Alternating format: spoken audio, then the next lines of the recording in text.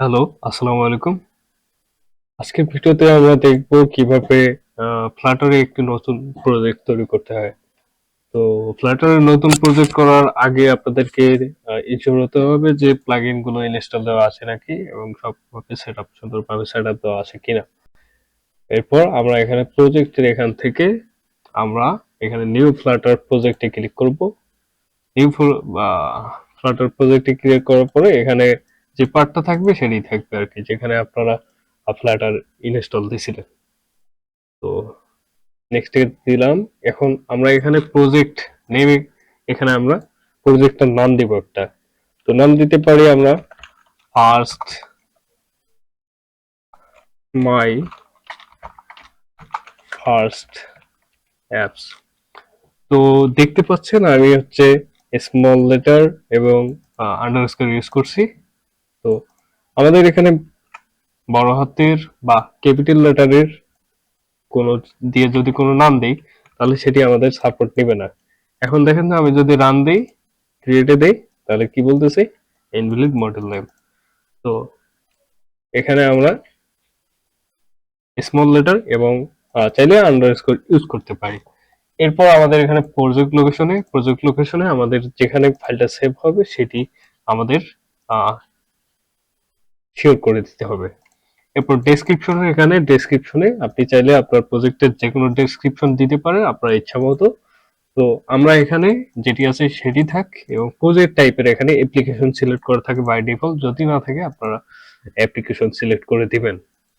এবং অর্গানাইজেশন যেটি আছে সেটিতে আপনারা কম থাকবে, কমের পরে এক্সাম্পলের এখানে দিবেন আপনাদের কোম্পানি নেম, বা যেহেতু আমাদের কোনো কোম্পানি নেই তো আমরা এখানে আমরা এখানে নিজের নাম ব্যবহার করব। That's it. এরপর এখানে অ্যান্ড্রয়েড ল্যাঙ্গুয়েজের এখানে আমরা জাভা সিলেক্ট করব। আপনি চাইলে কোটলিনও সিলেক্ট করতে পারেন, কোনো সমস্যা নেই। এরপর প্ল্যাটফর্ম যেটাতে আছে সেটাতে হচ্ছে ৫টা প্ল্যাটফর্ম হচ্ছে, না ৬টা প্ল্যাটফর্মে সাপোর্ট করবে। যেটিতে সাপোর্ট করাতে চাই সেটির জন্য টিক মার্ক করে দিবে, তাহলেই হবে। বাই ডিফল্ট আমার এখানে সবগুলো টিক মার্ক দেওয়া আছে, তো আমি ক্রিয়েটে ক্লিক করলাম। ক্রিয়েটে ক্লিক করার পরে এখানে ক্রিয়েটে ক্লিক করলাম। এরপর আমাদের প্রজেক্টটি রান হচ্ছে। দেখতে পাচ্ছেন আমাদের প্রজেক্ট স্ট্রাকচার।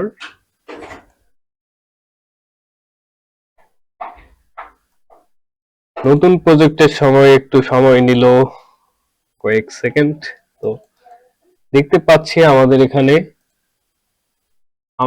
অনেকগুলো কোড।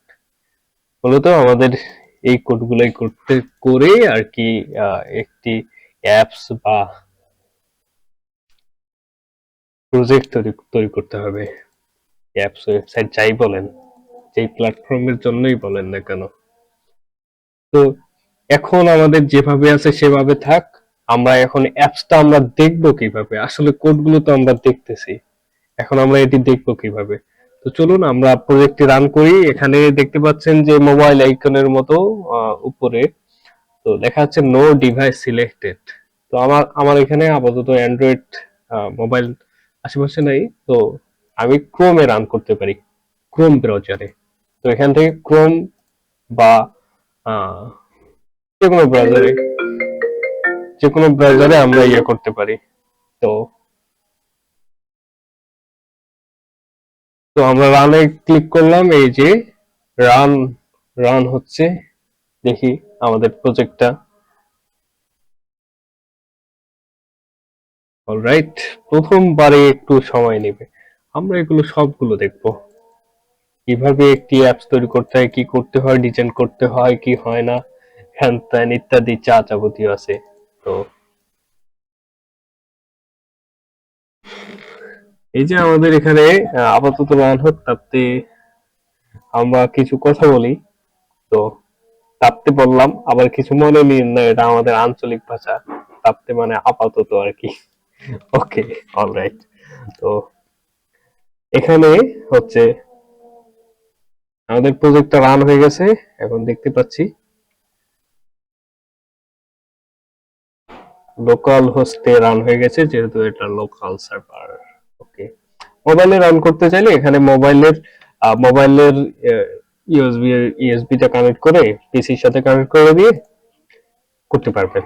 তো দেখতে পাচ্ছি আমাদের কাঙ্ক্ষিত যে বাই ডিফল্ট যে অ্যাপসটা থাকে সেটি হলো কাউন্টার টাইপের আর কি, প্লাস করলে ইনক্রিজ হবে।